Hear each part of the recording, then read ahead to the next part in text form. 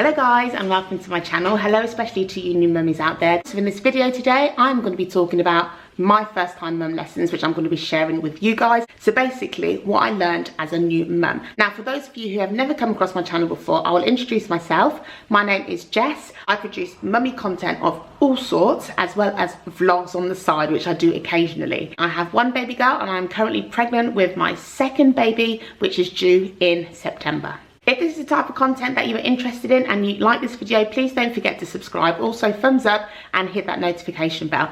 Right, so let's get straight into it then, shall we?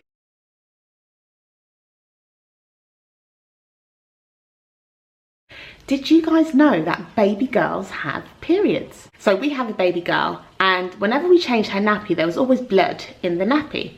Now, I know this is TMI, but it was like, why is there blood in the nappy? I'm not too sure who we rang up, whether it's the midwife or the health visitor, and they said it's pretty normal that babies have periods. Basically, it is the hormones from the mother, which is passed on to the baby, and they didn't last very long. I think it lasted for about 2 weeks where there was blood in the nappy. There wasn't a loads of blood, but it was blood where it was noticeable. So that is something that I really learned as a new mum, especially to a baby girl.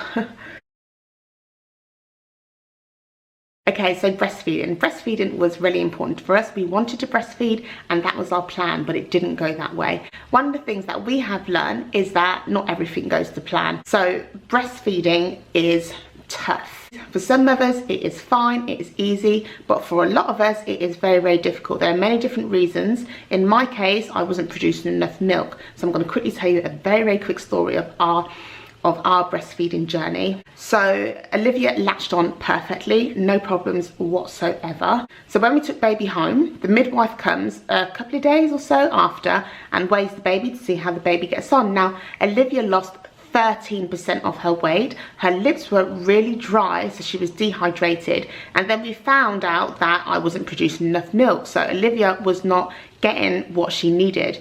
So Olivia was admitted that day and we had to go into hospital. I stayed the night with her, obviously.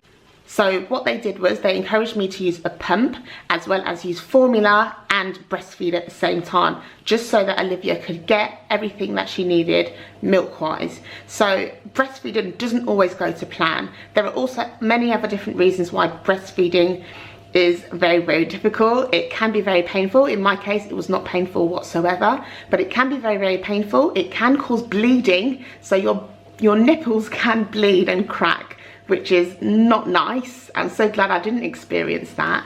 And also baby may not latch on properly, so that could also be a problem as well. So just to let you guys know, breastfeeding isn't always easy, guys. It can be very, very difficult for the majority of us mothers out there, okay?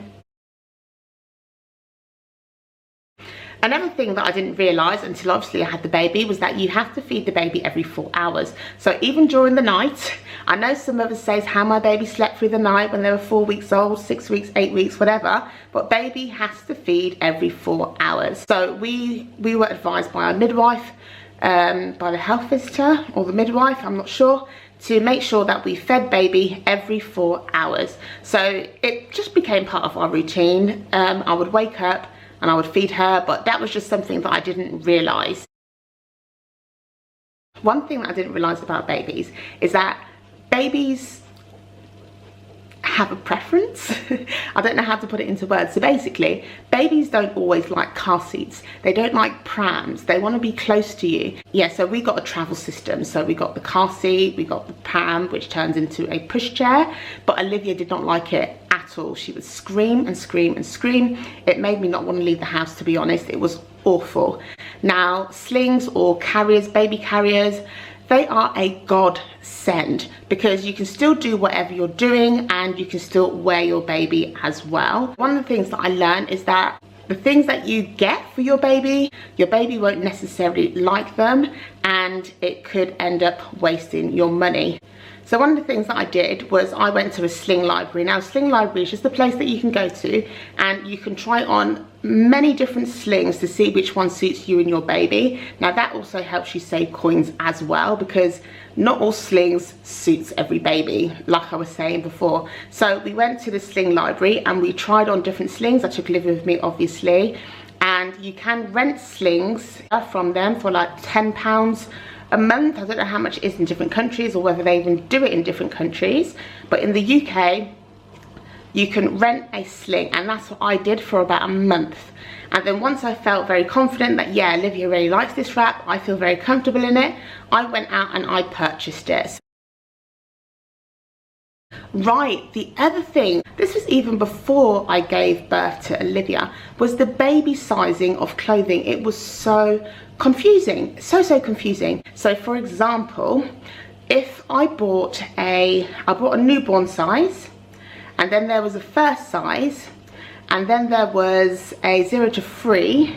There's so many different sizes, and it can get really confusing, and especially you don't know what the size of your baby will be. I mean, sometimes some of the scans can help predict how big your baby is, but you just never know. So basically we would go to 2 different shops or 3 different shops, and they would all say they are the same size, but when you actually took them home, they were all different in terms of, they were all different.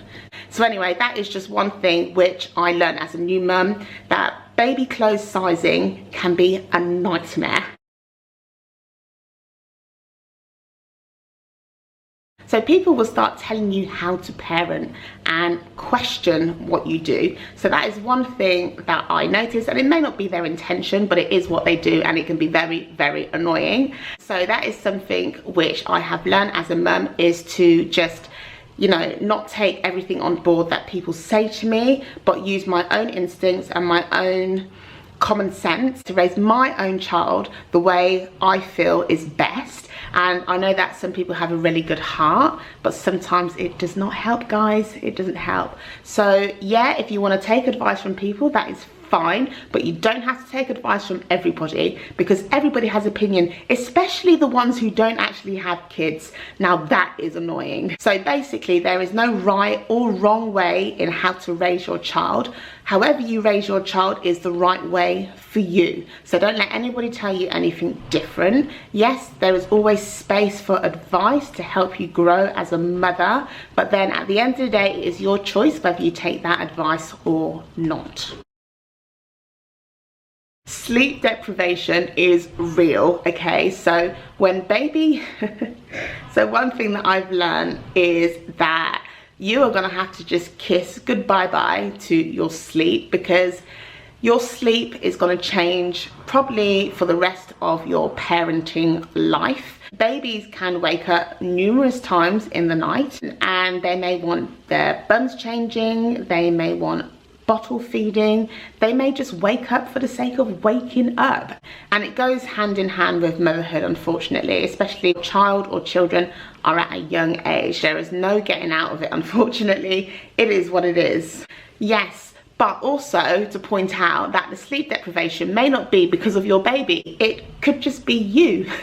I know in my case, when Olivia was sound asleep, I was wide awake watching her, seeing whether she was breathing, just looking at her to pinch myself to see whether it was real, you know, and by the time you know it, it is morning. So I felt like in the early days when Olivia was a newborn, I never fully slept. So, you know, like when you were kind of half awake, half asleep, that was me throughout the whole of her newborn stage, because I wanted to be alert if anything happened. And babies can make some weird noises, guys, in the night. They really can. That is another point. Babies make some strange noises, not just from their nose and their mouth and at this region, but down there also. And it can be very loud. So babies, they get cradle cap. Cradle cap? Cradle cap is this crusty thing that babies can get on their hair, almost like dandruff, really. Yeah, so this is the picture. If you guys don't know what cradle cap is, can you see it's all flaky? Now, nobody really told me about cradle cap before I had Olivia. It was something that happened, she had it, and I had to learn about it. Thank God. I just got my coconut oil. I didn't look up whether it was okay to use. I just know that coconut oil is fantastic for quite a lot of things, for the skin, for the hair, etc, etc.